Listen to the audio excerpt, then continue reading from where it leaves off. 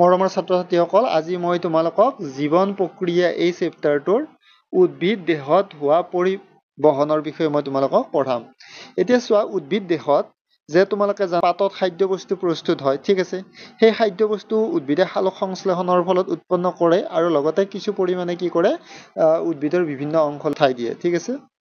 বিভিন্ন অংশলৈকেও সেই খাদ্য বস্তু তোমালোকৰ গতি কৰে ঠিক আছে তাৰ পিছত নেক্সট শিপাৰ সহায়ত পানী আৰু খনিজ লৱণ তোমালোকৰ পাতলৈকে লৈ যায় ঠিক আছে এতিয়া আমি গম পালো যে উদ্ভিদত খাদ্য বস্তু আৰু লগতে পানী আৰু খনিজ লৱণৰ এইবিলাক বস্তুৰ কি হয় পৰিবহন হয় ঠিক আছে এটা ঠাইৰ পৰা আন এটা ঠাইলৈ যায় আৰু তো এতিয়া উদ্ভিদত দুই ধৰণৰ পৰিবহন দেখা যায় প্ৰথম পৰিবহনটো কি হয় পানী আৰু খনিজ লৱণৰ পৰিবহন এতিয়া এই পানী আৰু খনিজ লৱণৰ পৰিবহনটো কোনে কৰে কাৰ যোগেদি হয় সেইটো তোমালোকে জানিব লাগিব উদ্ভিদৰ জাইলেম থাকে তোমালোকে জানা উদ্ভিদৰ জাইলেম কলাৰ দ্বাৰাই পানী আৰু খনিজ লৱণ মাটিৰ পৰা পৰিবহন হয় একদম পাতলৈকে ঠিক আছে মানে শিপাৰ দ্বাৰা জাইলেমৰ দ্বাৰা একদম পাতলৈকে তোমালোকৰ পৰিবহন হ'ব ঠিক আছে এইটো এক নম্বৰ পৰিবহন পানী আৰু খনিজ লৱণৰ পৰিবহন কোনে কৰে জাইলেমে কৰে ঠিক আছে তাৰ পিছত দুই নম্বৰ পৰিবহনটো তোমালোকে চোৱা খাদ্যৰ পৰিবহন এতিয়া পাতত তোমালোকৰ খাদ্যৰ প্ৰস্তুত হয় ঠিক আছে সালোক সংশ্লেষণৰ ফলত এতিয়া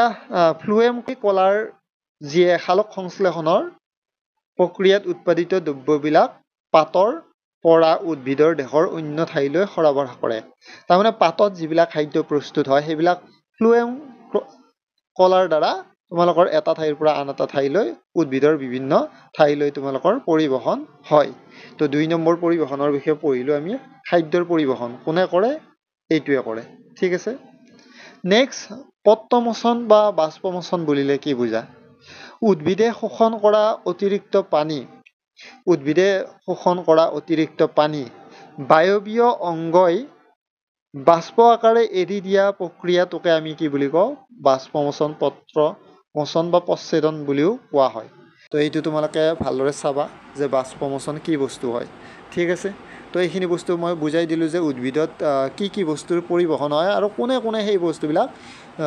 কাৰ যোগেদি তাৰমানে সেই বস্তুবিলাক পৰিবহন হয় সেইটো মই তোমালোকক বুজাই দিলো ঠিক আছে